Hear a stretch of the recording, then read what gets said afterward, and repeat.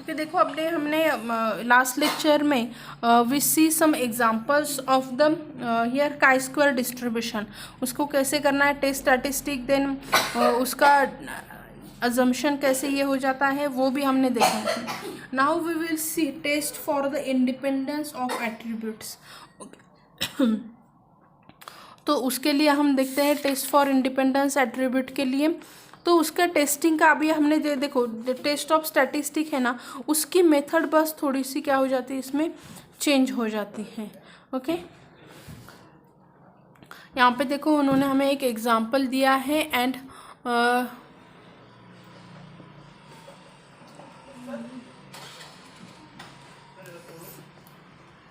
Test of statistic के लिए उसे कैसे सॉल्व करना है वो भी है। हम एक जेन्युइन एग्जांपल लेके हम क्या करते हैं उसके लिए सॉल्व करेंगे। यहाँ पे अभी हम क्या करेंगे कि हमारा जो हाइपोथेसिस है उसे रिजेक्ट करेंगे। Okay, and then we solve the example. अगर मैं इसे ही रिजेक्ट करूँगी तो कैसे सॉल्व करना है वो देखो। यहाँ पे अभी एक उन्होंने कलर ऑफ स्किन का दिया है ब्लैक एंड वाइट करके, एंड मेल एंड फीमेल के लिए दिया है। टोटल 1000 पर्सन के लिए अगर मैं कैलकुलेट कर रही हूँ तो देखो वाइट स्किन के कितने हैं 800 अपॉन ये आपके टोटल 1000 इनटू टोटल मेल कितने हैं, मेल विथ वाइट स्किन 600, तो वो इतना आ जाएगा एक्सपेक्टेड नंबर।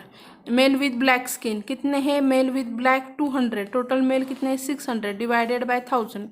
यहाँ पे फिर से वाइट स्किन फीमेल कितनी है, यहाँ पे 800 वाइट स्किन है और फीमेल 400 डिवाइडेड बाय 1000। जैसे हम नॉर्मल करते हैं ना उसी को यहाँ पे ये करना है। पर हमारा हाइपोथेसिस कैसे चेंज हो जाएगा, तो जो हाइपोथेसिस जो है वो इस हिसाब से चेंज हो जाएगा कि अभी मैं क्या करूँगी दो अजम्पशन ले लूँगी। एक तो रहेगा कि मेरा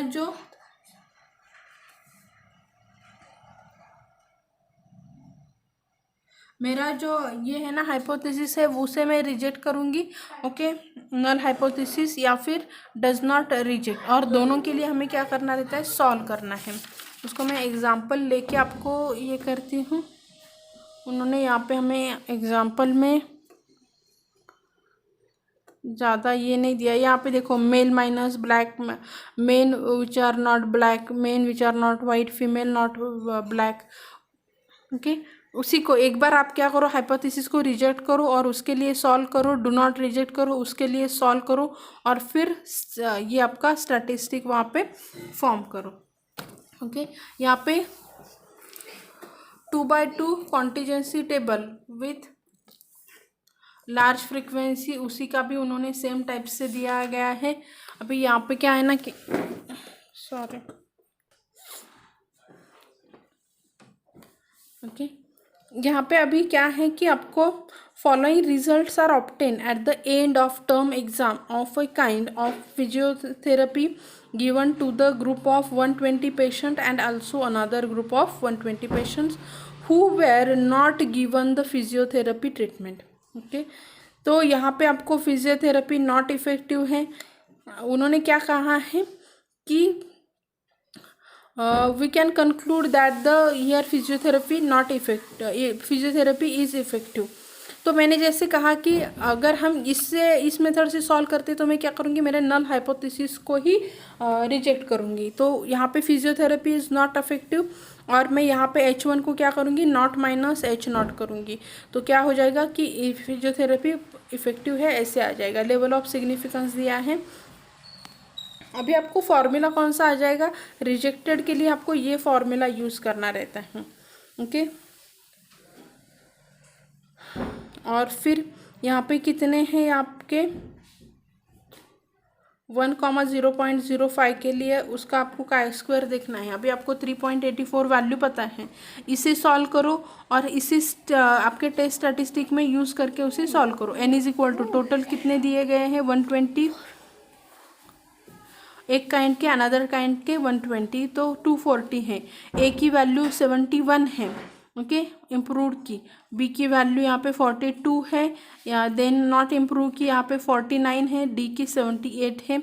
एग्जाम्पल सॉल्व करो, आपको आंसर ये मिल जाएगा। अभी देखो 14.065 ये क्या हो गया, ग्रेटर हो गया आपका 3.84 से, मतलब जो मैंने हाइपोथेसिस अज्यूम किया था वो क्या हो जाएगा, रिजेक्ट हो जाएगा।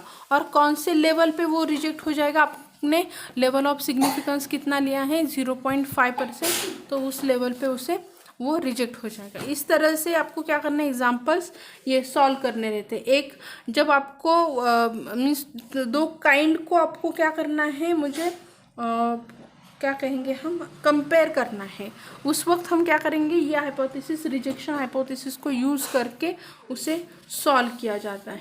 ओके,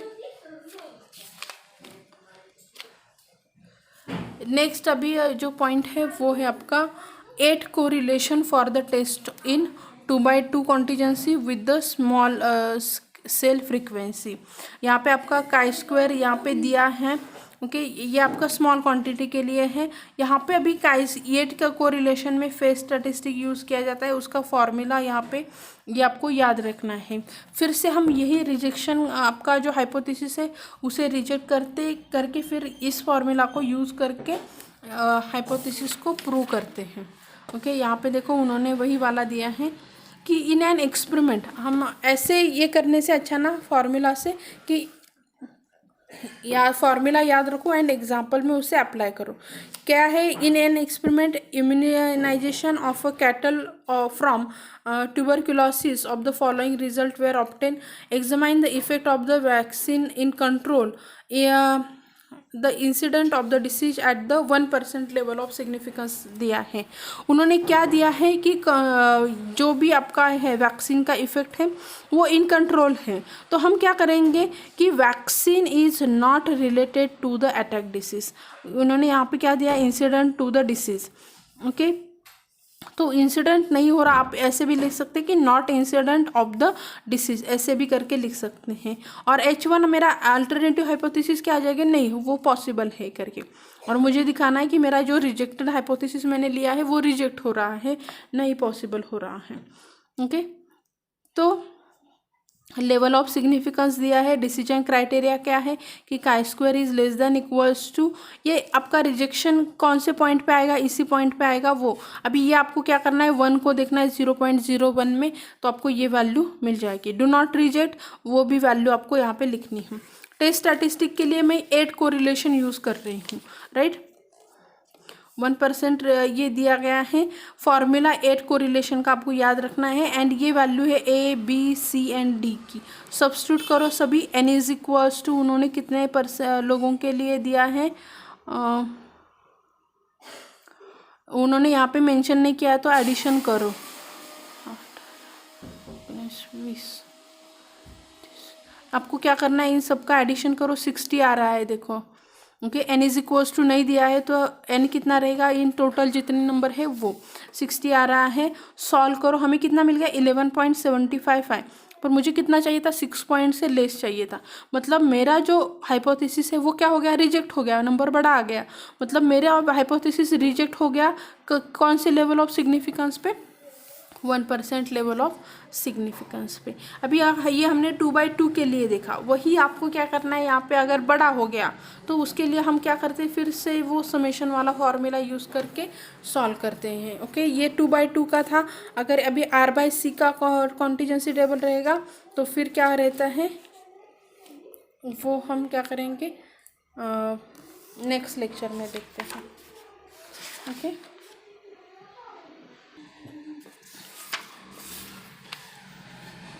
ओके, उसका एक एग्जांपल देख लेते हैं। मीन्स यहाँ पे ये हमारा चैप्टर ख़त्म हो जाएगा। अभी देखो, अब तक हमने क्या किया कि 2x2 के इसमें देखा। अभी अगर मेरा ये बड़ा है, टेबल ही बड़ा हो गया, अभी हमने 2x2 नहीं, अभी हमने ऑब्जर्वेशन ही ज़्यादा लेके R/C का ले लिया, तो अभी क्या हो जाएगा, सेम रिजेक्शन हाइपोथेसिस हम यूज़ करेंगे। अभी फॉर्मूला इसका काई स्क्वायर का चेंज हो जाएगा, जो पहला वाला यूज़ किया था summation of OIJ minus EIJ square divided by EIJ, ये फॉर्मूला यूज़ हो जाएगा। Rejection hypothesis same R-1 and C-1 पे आ जाएगा। आपका कितने रो है, कितने कॉलम है, रो R क्या है दिखाता है 1 2 3 रो एंड कॉलम क्या दिखाते हैं 1 2 3 कॉलम। ओके, तो इस तरह से R एंड C के इसमें हम वो यूज़ करते हैं। ओके, तो एग्जाम्पल देखते हैं जिससे हमें पता चल जाएगा। अभी हमने पीछे एग्जाम्पल देखा, फिर से हम वो यहाँ पे स्टैटिस्टिक में लिख भी रहे हैं। यहाँ पे देखो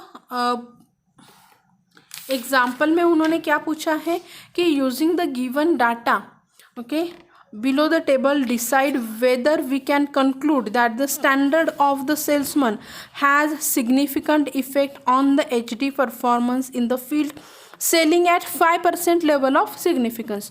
उन्होंने हमें ये डाटा दिया है, अभी हमें क्या दिखाना है यहाँ पे, significance effect on the HD performance in the field, okay.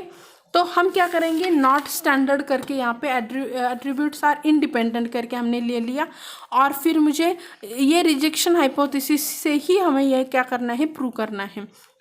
Level of significance 0.05 दिया गया था, ओके। डिसीजन क्राइटेरिया, फिर हमको 3 रो, ये रो है तो 3-1, 3 कॉलम है तो 3-, मतलब ये क्या हो गया, 2 × 2 4, मतलब मैं क्या करूँगी, काई स्क्वायर को 4 को 0.5 में ढूंढूंगी, मुझे 9.48 मिल गया। अभी ये आपको टेबल उन्होंने दिया है, मैंने क्या किया, इस टेबल को इस फॉर्मेट में अभी ले लिया। नंबर ऑफ OI क्या है आपके यहाँ पे,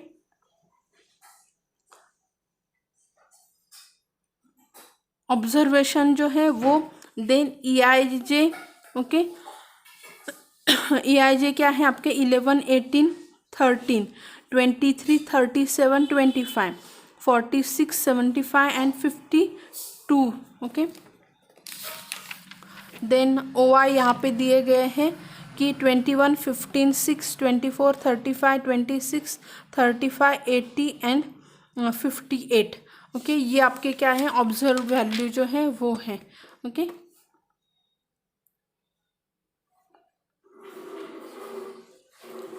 एंड देन उसका फिर आप यहाँ पे क्या करोगे, टेबल निकालोगे जैसे पहले किया था। यहाँ पे देखो अभी आप कहोगे कि मैम ये फिर हमने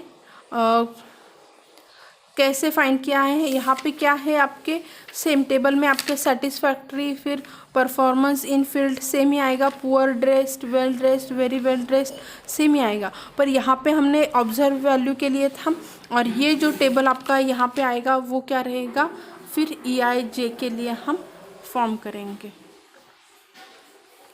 ओके। एंड देन अभी आपको देखो यहाँ पे समेशन का स्क्वायर क्या गया, 17.20, तो 17.20 क्या है, इससे बड़ा है 9.8 से, तो क्या हो गया, मेरा हाइपोथेसिस वो रिजेक्ट हो गया। कौन से लेवल पे, 5% लेवल ऑफ सिग्निफिकेंस पे। इस तरह से क्या किया जाता है, काई स्क्वायर के एग्जांपल्स को सॉल्व किया जाता है। एग्जांपल की मेथड बहुत ज़्यादा इजी है, फॉर्मूले आपको खाली बाहर करने, सभी फॉर्मूले इंपॉर्टेंट है, फिलिंग द ब्लैंक्स के लिए भी पूछे जाएंगे, ओके। नेक्स्ट लेक्चर में हम नेक्स्ट जो चैप्टर है वो देखेंगे। यहाँ पे ये आपका चैप्टर नंबर 10 जो है वो ख़त्म हो जाता है, ओके। Thank you.